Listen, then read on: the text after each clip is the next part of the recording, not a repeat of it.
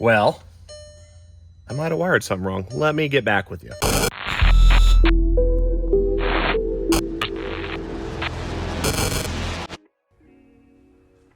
What's up, everybody? Hard to believe Wookies 2022 is almost upon us. We are almost to April. We've got 2 weeks till we have to head down to North Carolina.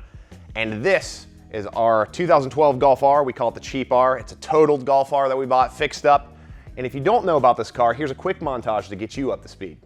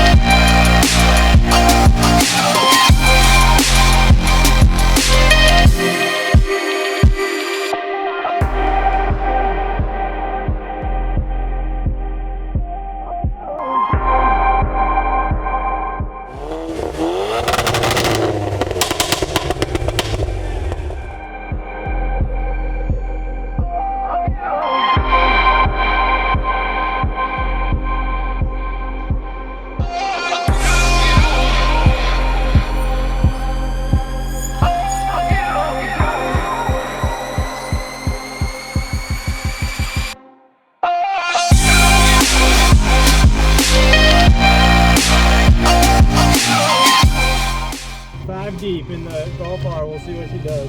All right, hit the interior lights on. They're not stopping us now. It's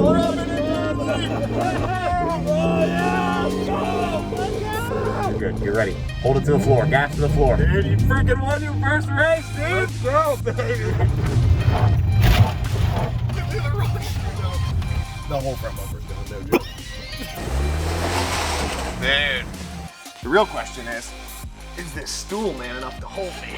And the key is not to drop it on your face. Brother! I have never seen a hotter pile of trash in my life. Dude! Look at this guy, just having the time of his life. It's, oh, he plowed it, yes!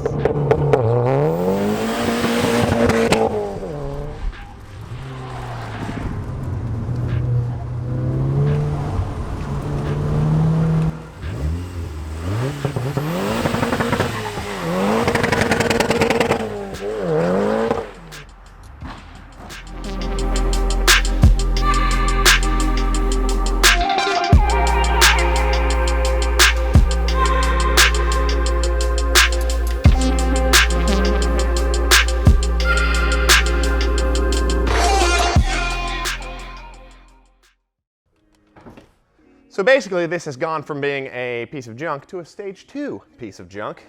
And it's honestly been a really reliable car. We've had a lot of fun with it, but there are a few issues we want to address. First being, we've got a small oil leak developing up front that's getting worse. It is the oil filter housing, which is a very common leak point for the FSIs, and they tend to just get worse and worse, so we want to address that. Next, jump over here, check out our brakes. These are OEM Rotors. We're nearing 170,000 miles. And we got a little bit of brake vibration, so we want to address those. Then let's jump inside the car for this last mod we're going to do. This car does already have ECS's front to rear short throw, so we've got a pretty short throw there, and it's actually on like one of the longer settings right now. But if we lock it back into fourth here, look at this side-to-side wiggling. We got to address that. That's just basically due to OEM worn out bushings, and we've got a kit for that as well. So let's go check that out. Just endless, shameless Wookies plugs. We love those guys. Abe, we love you. Anyways, parts, oil leak, oil filter housing. That guy's gonna set on the front of the motor, and this can warp, and that's why it leaks. So we'll get that addressed. In the braking department, ECS Tuning has hooked us up with their drilled and slotted rotor upgrade kit that's got a coated hat and edges for you there, and then we've got some Hawk high performance street pads, and then they even threw in all the necessary hardware. So we'll be taken care of in the braking department, and then for that sloppy shifter, we've got their side-to-side shifter arm and bushing repair kit, so we'll get that all tidied up. We've got everything we need. Let's get into it. Fast forward to Monday morning. Didn't end up getting to the car before the weekend. Had some family stuff going on. We weren't in the office Friday, but There's our oil filter housing, which we're going to get started with. And let me jump over here and show you what we're dealing with. So I think we discussed before, this housing sits in this orientation down underneath this intake. And then we've actually got another FSI over here from our B7A4. And then you can see the housing sitting on the front of the engine there, just like so. Got that side by side there. So we're gonna have to dig into this, take off the oil cooler, and get the housing off. And I figured instead of coming from underneath, we could maybe just do it from the top, take the intake off, and do a carbon cleaning while we're at it, because I don't think we've done that on the old Golf R yet. So let's finally dig into this thing. I've got our official P3 time clock here set up so you can keep track of time along with me. Looks like we're sitting about 9:25. Another shameless Wookies plug. Why not? Why not? We love those guys. Let's do it.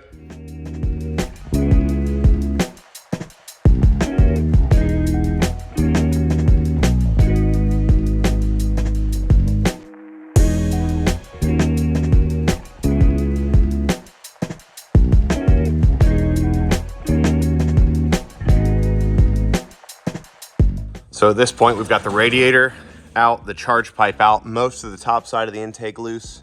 Got the high pressure fuel pump loose. We're probably gonna do a cam follower on that. We've done about 15,000 miles in this car. But you can see what the oil leak looks like. Just kind of constantly drips down the front of the pan and then of course blows back onto everything else. But let's get that oil cooler out, some of this wiring out of the way. Should be able to get this housing out.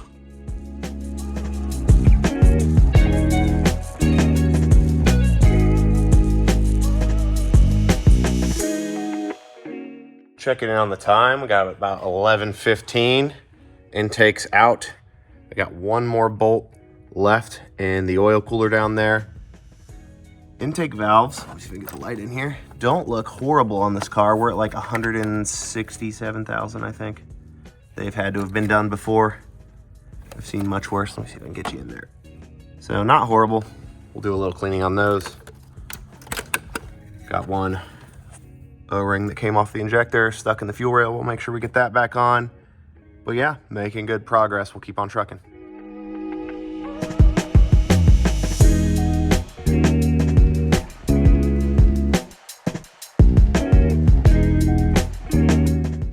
Oh yeah, nice and gross down there. You can tell it has been leaking for a while with how grimy everything is.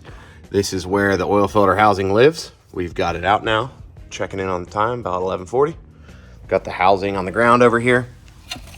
You can see that's the front where the oil cooler goes, and then this is the back that sits against the block. Those gaskets are just old and flat and used up. And apparently these warp slightly over time because they are completely made of plastic. And you can get the gaskets both separately from the housing, but with as much work as it is to take this all apart and get access to all this, you're better off just going with the whole housing, not having to worry about it again. And she'll be all done. I may have to jump over to brakes here shortly. I do need a few parts like an intake gasket. I want to get a new cam follower for the high pressure fuel pump just while we're in there. Might as well throw a new one in. And I might find a few other things. Oh, like an idiot, the sensor on the charge pipe, I broke the connector. So I'm gonna have to get a new one of those, wire that in. But we'll get those parts coming from buyers near us, Buyers Volkswagen, and maybe I'll just jump on some brakes. Keep going.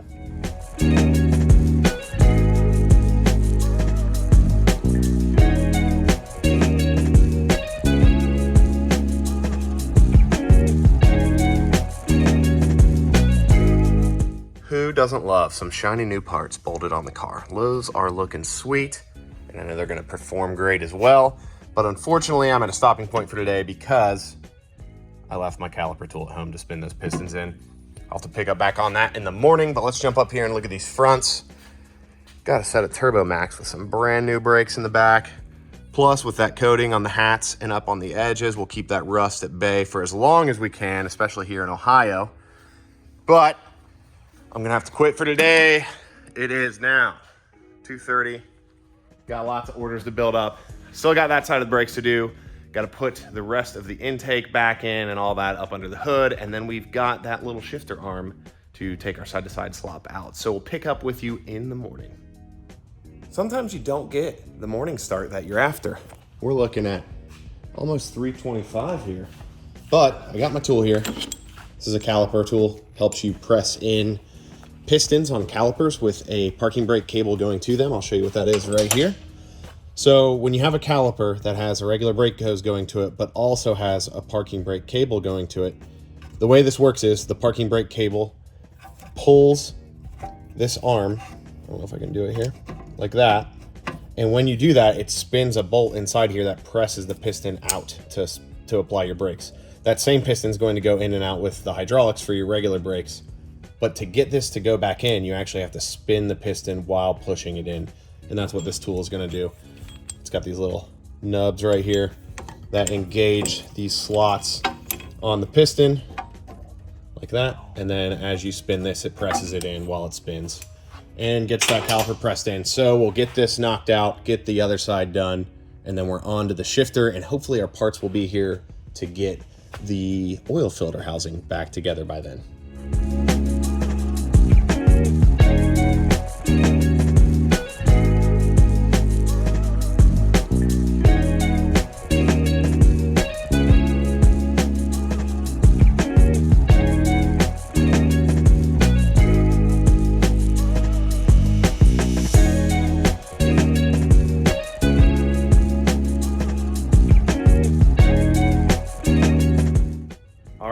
Brakes are good to go. Check. Well, let me show you what parts just arrived from the local Volkswagen dealership. We've got our new high pressure fuel pump cam follower with replacement bolts and an O-ring. We've got our intake gasket, throttle body gasket, and then the connector I broke. Got a new one with the wires to pin that out, so I'll have to do that. Then we have our side-to-side shifter arm we got to put in. But there's the car. I'll get it down and keep on moving. Time just seems to be slipping away right now. We've got 9:35 the next morning. And I think while I have all this room, I'm going to go ahead and put the shifter arm in. But you wouldn't be able to see anything unless this battery's gone, so I'm going to yank that out. And then right after that, I'm going to fix my little screw up here and repin this connector that I ripped apart on the teardown. So we'll get to it. All right, got this all exposed, and check out this slop. Look at all that. That's crazy. Oh yeah, we got slop all over the place. So we got this new arm. It's got new bushings and everything. It's gonna set in there just like so to replace the old one. And we've also got 3 different throws of adjustment on our length there. And we've got the shortest, medium, and longest. I think I'm gonna go with the Goldilocks method. Not too much, not too little, but just right there in the middle. So we'll get that set up and check out the difference in the shifter. Okay, all we gotta do to get this apart is give a little pry on our shifter cable, like that. We'll get that disengaged. And then we gotta get this lower clip off. And this should slide right out. And then I've already got the new one all greased up and assembled. I've got Loctite on all my fittings. And it looks like I might have to take that transmission mount out. Stand by. Okay, scratch that. Now, I haven't read ECS's instruction manual on this, I'm not gonna lie. I tend to dive into these things and see how we can do it, but I'm gonna do it the lazy way. I took this pivot shaft off. We're gonna install that first. Get it pressed in there. And I do have plenty of grease on this, so make sure you do that. And then we want to make sure we grease up the bushing that goes on the near side. So I'm putting some grease on that now. This is a bit of a sacrificial bushing that's gonna help take some of that slop out as well. Get that installed. And then make sure you have some Loctite applied in your arm, which I just dropped some in. And now we are going to thread this on in place. Try not to make too much of a mess with the grease. Grease is always fun, just seems to go everywhere.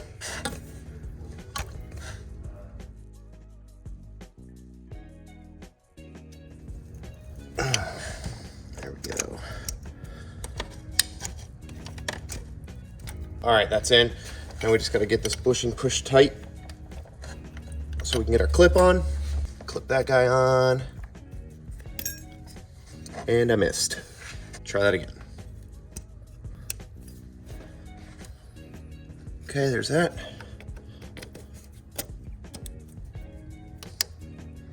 All right, our slop is gone. That is nice and tight. That is going to be legit.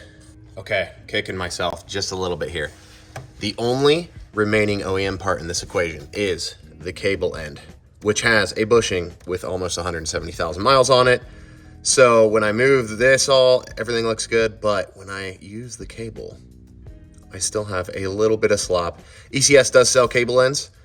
I didn't think to buy them. So since we're in crunch time, and I don't know if I have time to order that, I am gonna go ahead and solve this problem with a zip tie.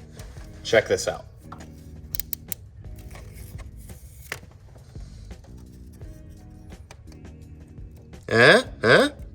Took quite a bit of slop out there. Couple cents for a zip tie. And now I know you guys have nice cars out there and you're probably thinking, Jake, that is so jank. That is so dumb. I would never do that. You're right. You're right. But this is the cheap R and it's crunch time and we got to get this thing going to Wookies. So that's going to have to do for now until I get some new cable ends.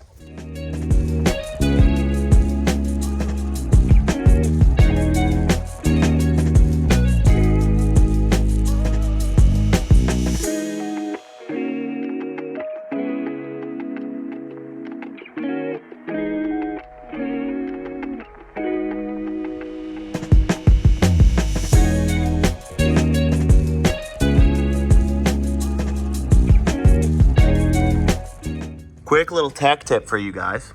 I've got to get a nut all the way to that stud way down in there. And I cannot reach that at all.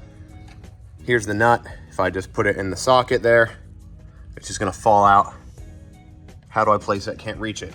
What I like to do, take yourself a little piece of masking tape, put it over the face of the nut, wedge it into the socket. So now it's locked in there. And now you can see it's not gonna fall out. And since it's masking tape, it can come right off, doesn't hurt anything. And now you can see we're threading that bolt in, that nut. Tape can stay behind, not hurt anything, or you can peel it off with like a pick or needle nose pliers or something. But anyways, just a little tip for you when you got hard to reach nuts and bolts.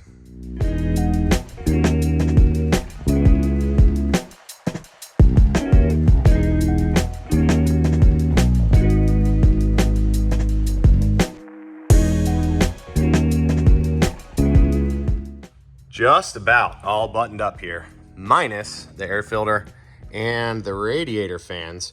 And the reason being for that is I want to do a test start. I'm not 100% confident in my pinout on that sensor. I couldn't find a great wiring diagram, but I found some good pictures. So I want to fire it up and make sure everything's good before I do the final button up. Then we're going to do an oil change and top the coolant off, make sure everything's good, and take her for a drive. All right. Man, that shifter feels crisp. Always a little tense on a startup after doing all that work. Here we go. Let's see what happens.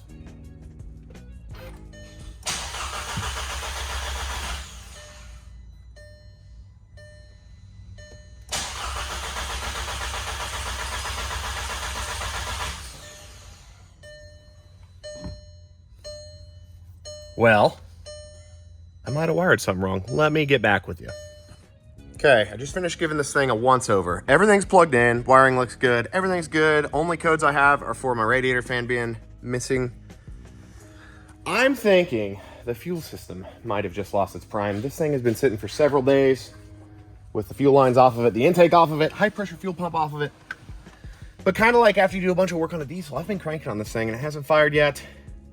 So I'm just gonna keep cranking. Here we go. Oh, yes, that is a relief because we don't have a lot of time left before Wookies run an E20 right there. Everything's looking good. I have a few faults for having everything pulled apart for so long. But now we can button this up and go for a test drive. I am looking forward to that. Oh, doesn't like that I don't have coolant. Let's get that fixed.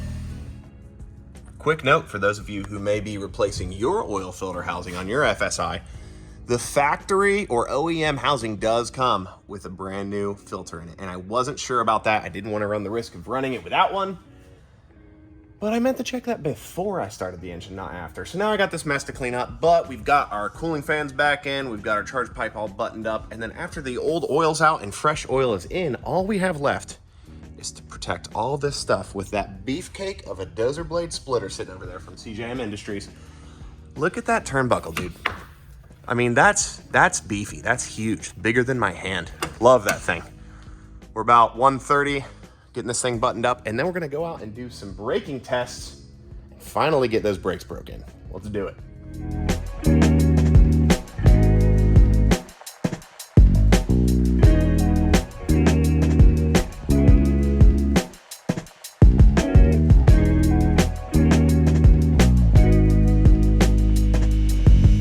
Now, if you just got your brake pads done, don't go out and try to see how fast you can stop right away. First off, make sure you pump your brakes up before you move your car. You got your pistons all the way depressed. You got a lot of airspace to take up before your brakes actually get tight again. So don't panic if your pedal goes to the floor, pump those brakes up, they'll come right back. Second, you wanna make sure you complete the break-in or burn-in procedure. I think they also call it burnishing. But basically you wanna make sure those pads get correctly matched up to your rotors. And Hawk has a specific procedure for that. Based on whatever pads you get, you'll want to check with them to make sure you have it done right.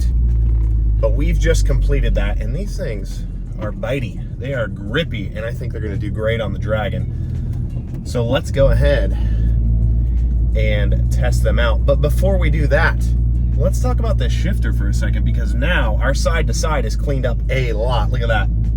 We got very little movement there. So crisp, so clean. It's going to be so easy to hit shifts now. So now our front to back and side to side are nice and tight. And let's test these brakes out right in front of P3HQ. Here we go. Oh yeah. Oh yeah. You're fighting ABS a little bit. But dude, those things grip. Good stuff. Thank you to ECS.